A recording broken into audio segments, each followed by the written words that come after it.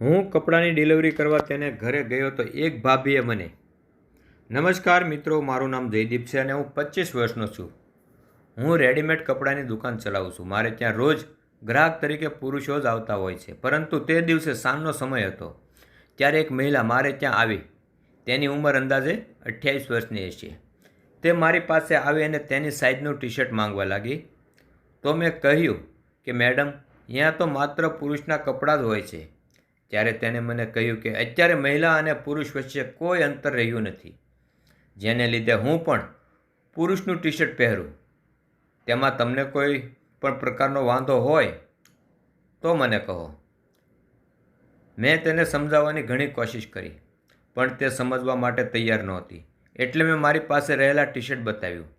તેણે મને ડ્રેસ બદલવા માટે ટોયલ રૂમ વિશે પૂછ્યું. એટલે મેં તેને રસ્તો બતાવ્યો અને તે તરત જ ત્યાં જતા રહ્યા.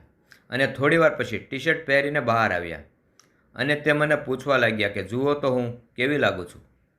તો મેં તેને કહ્યું કે આ ટી શર્ટ તમારા ઉપર ખૂબ જ સુંદર લાગે છે, પરંતુ મને થોડું ટાઈટ દેખાય છે.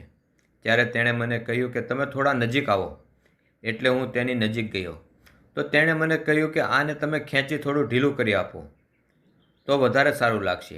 એટલે મેં ટી શર્ટ થોડું ખેંચ્યું અને તેને ઢીલું કરવાની કોશિશ કરી, પણ એવું થયું નહીં. એટલે મેં તેને કહી દીધું કે તમે ઘરે જઈ ધોઈ નાખશો એટલે એ ઢીલું થઈ જશે. પરંતુ તેણે મારી પાસેથી બીજું ટી શર્ટ માંગ્યું. એટલે મેં તરત જ બીજું ટી શર્ટ પણ આપ્યું. તે ટી શર્ટ પહેરવા માટે જતા હતા ત્યારે તેણે મને પણ રૂમની અંદર લઈ ગયા. મેં તેને ઘણી ના પાડી, પરંતુ તેણે મારી એક પણ વાત માની નહીં. મારી સામે જ તે ટી શર્ટ બદલવા લાગ્યા. મને ઘણી શરમ આવી રહી હતી. હું તેની સામે જોઈ રહ્યો ન હતો, પરંતુ ત્યારબાદ મેં જે ચિત્ર જોયું તે જોઈને ખૂબ જ ખુશ થઈ ગયો, કારણ કે તે ખૂબ જ સુંદર લાગી રહી હતી. અને મેં તેમનું નામ પૂછ્યું તો તેણે મને જણાવ્યું કે તેનું નામ મહેક છે અને તે અહીંયા નજીકની કોલેજની અંદર પ્રોફેસર છે અને તેનો પતિ બાજુના શહેરની અંદર નોકરી કરે છે અને તે મહિનામાં ફક્ત એક જ વાર ઘરે આવે છે, જેને કારણે તેને ઘણી બધી તકલીફ પણ થતી હોય છે અને આનંદ કરવા માટે કે મોજ કરવા માટે કોઈ સુવિધા નથી. એની વાત ઉપરથી મને લાગી રહ્યું હતું કે તે મને બમ્પર ધમાકા ઓફર આપી રહી છે. તો હું તેની સાથે તેની ઈચ્છા મુજબ આનંદ અને મોજ કરીને સંતોષ આપું તો તેને ખૂબ જ ગમશે. મેં તેને તરત જ હા પાડી દીધી. મેં કહ્યું કે આવતીકાલે સાંજે તમે કહો તો હું આવીશ અને તેણે મને તેના ઘરે બોલાવી લીધો. મેં તેમનું એડ્રેસ લીધું અને બીજા દિવસે સાંજે હું મારી દુકાન બંધ કરી તેના ઘરે પહોંચી ગયો. ત્યારે તેઓ સુંદર મજાની સાડી પહેરીને બેઠા હતા. હું જેવો અંદર ગયો એટલે એણે દરવાજો બંધ કરી દીધો અને મને સીધા જ આરામ કરવા માટે આરામ રૂમમાં લઈ ગયા.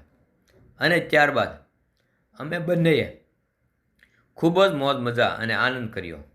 હવે જ્યારે પણ તેને મજા કરવાની ઈચ્છા થાય છે ત્યારે તે મને બોલાવી લેતા હતા અને હું સુંદર મજાનું ટી શર્ટ લઈ તેના ઘરે પહોંચી જતો હતો.